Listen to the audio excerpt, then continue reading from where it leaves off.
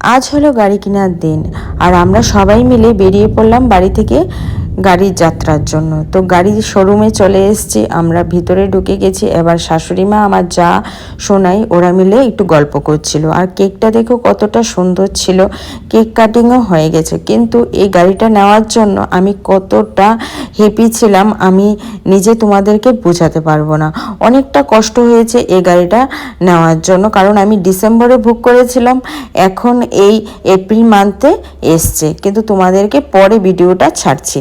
তো আমরা এবার গাড়িটাকে বের করে বাড়িতে নিয়ে যাচ্ছি, আর আমরা খুব মজা করছিলাম গাড়ির মধ্যে, আর আমরা খুব আনন্দ উপভোগ করছিলাম। আর প্রচণ্ড রোদ ছিল।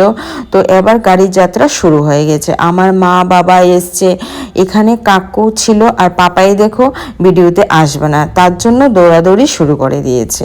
আর এখন আমরা কিন্তু খুব মজা করছি, মিষ্টি টেষ্টি খেয়েছি, সবাই মিলে খুব আনন্দ করেছি। টাটা।